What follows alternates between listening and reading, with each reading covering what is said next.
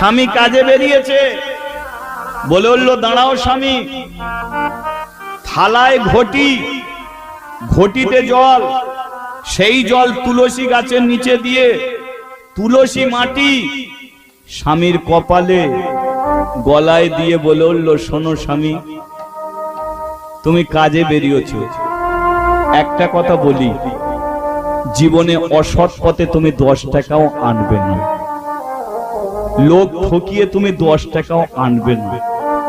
কেন জানো? কারণ অসৎ পথে রোজগারে পেট ভরে যাবে কিন্তু মন ভরবে না।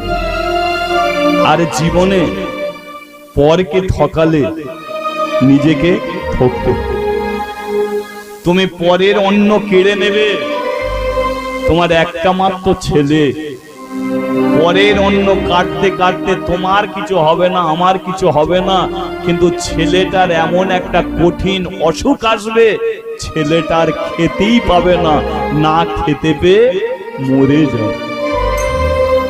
তাই অসৎ পথে জীবনকে কাটিও না, সৎ পথে 10 টাকা উপায় করো, বুক ফুলিয়ে তুমি থাকতে পারবে। আমার কাপড় ছেঁড়া হতে পারে, কলে জল আনতে গেলে আমাকে টিটকিরি মারবে, কিন্তু ভেতর আমার আনন্দ হবে, ওরে আমার স্বামী কাপড় ছেঁড়া হতে পারে কিন্তু আমার স্বামী ছেঁড়া নয়, স্বামীটা আমার পরম সুন্দর। এদের জন্য সংসার সুখের হবে। পদ্মাবতী বলল শোনো স্বামী, শোনো, একদিন মরে গেলে মাটিতে শেষ হয়ে যাবে, জীবনে দাগ রেখে যাও। কি দাগ? তুমি যে পৃথিবীতে এসেছিলে তার প্রমাণ রেখে যাও।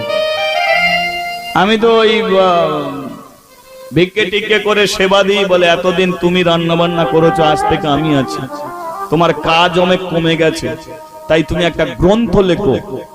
তাই জয়দেব একটা গ্রন্থ লিখেছিল, আর সেই গ্রন্থের নাম ছিল কি? গীত গোবিন্দম। এই গ্রন্থটা পাঠ করত কে? স্বয়ং মহাপ্রভু পাঠ করতেন। উড়িষ্যায় বসে 18 বছর ধরে এই জয়দেবের লেখা গীত গোবিন্দম গ্রন্থ পাঠ করত, কিন্তু জয়দেব এই গ্রন্থ সম্পূর্ণ লিখতে পারেনি। কারণটা কি? লিখতে লিখতে এমন জায়গায় এসে গেল, তাকে লিখতে হবে যে শ্রীকৃষ্ণ রাধারানীর চরণ ধরে কাঁদছে। জয়দেব বলল সব লিখতে পারে, আমি এটা লিখব। যিনি